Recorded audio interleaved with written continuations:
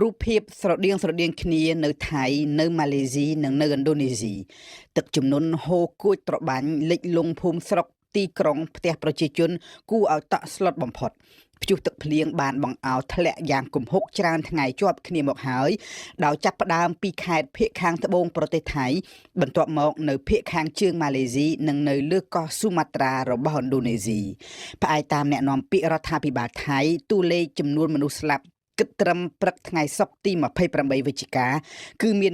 145នាក់ដែលក្នុងនោះគ្រាន់តែនៅក្នុងខេត្តសង្ខ្លាមានស្លាប់ដល់ទៅ100នាក់មនុស្សច្រើនសិបនាក់ទៀតបាត់ខ្លួនរកមិនទាន់ឃើញនៅឡើយទេ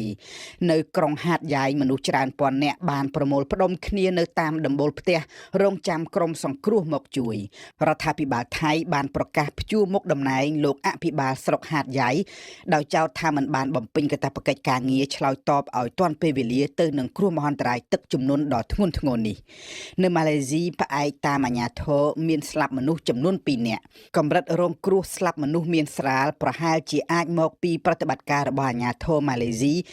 បានជូនដំណឹងនឹងជំនះមនុស្សបានទាន់ពេលវេលាតែយ៉ាងណាក៏ដោយទឹកជំនន់បានបង្កការខូចខាតសម្ភារៈផ្ទះសម្បែងហេដ្ឋារចនាសម្ព័ន្ធយ៉ាងដំណំនៅរដ្ឋភាគខាងជើងម៉ាឡេស៊ីដោយឡែកនៅកោះស៊ូម៉ាត្រាឥណ្ឌូនេស៊ីវិញតួលេខបូកសរុបចុងក្រោយប្រកាសដោយអាជ្ញាធរបង្ហាញថាមានមនុស្សស្លាប់ចំនួនយ៉ាងហោច111នាក់ចំនួនទឹកភ្លៀងបូកបន្ថែមនឹងការបាក់ដីសង្កត់ផ្ទះប្រជាជនបានកើតឡើងនៅក្នុងខេត្តស៊ូម៉ាត្រាខាងជើងខេត្តស៊ូម៉ាត្រាខាងលិចនិងខេត្តអាសេព្រឹកថ្ងៃសុក្រទី28វិច្ឆិកាអ្នកនាំពាក្យនគរបាលខេត្តស៊ូម៉ាត្រាខាងជើងបានបញ្ជាក់ថាក្រៅពីមនុស្សស្លាប់ចំនួនជាង60នាក់នៅក្នុងខេត្តនេះគឺមានអ្នករបួសប្រមាណ95នាក់ព្រមទាំងអ្នកបាត់ខ្លួនរកមិនទាន់ឃើញ65នាក់ទៀត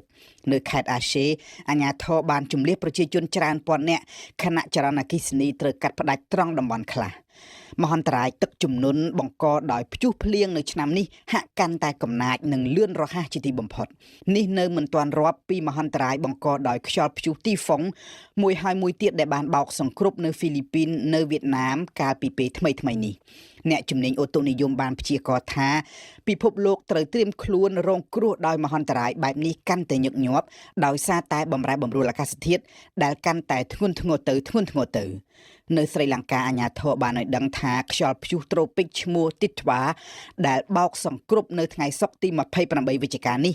បានបណ្ដាលឲ្យស្លាប់មនុស្សចំនួនយ៉ាងហោច56នាក់និងមានអ្នកបាត់ខ្លួនជាង20នាក់ទៀតព្យុះនេះបាននាំមកនៅទឹកភ្លៀងយ៉ាងច្រើនសន្ធឹកនិងបានបណ្ដាលឲ្យមានគ្រោះថ្នាក់បាក់ដីក្នុងចំណោមអ្នកស្លាប់គឺមាន26នាក់ដែលស្លាប់ដោយដីបាក់គ្របសង្កត់ទាំងរស់តែម្ដងនៅស្រុកបាទូឡាភាគកណ្ដាលកោះស្រីលង្ការដ្ឋាភិបាលបានបញ្ជូនកម្លាំងកងទ័ពប្រមាណ 20,000 នាក់ទៅជួយប្រជាជនរងគ្រោះនិងស្វែងរកអ្នកបាត់ខ្លួនព្យុះទឹកថ្វាកំពុងតែរំកិលខ្លួនឆ្ពោះទៅកាន់ទិសពាយ័ព្យត្រង់រដ្ឋតាមីលណាឌូភាគខាងត្បូងប្រទេសឥណ្ឌា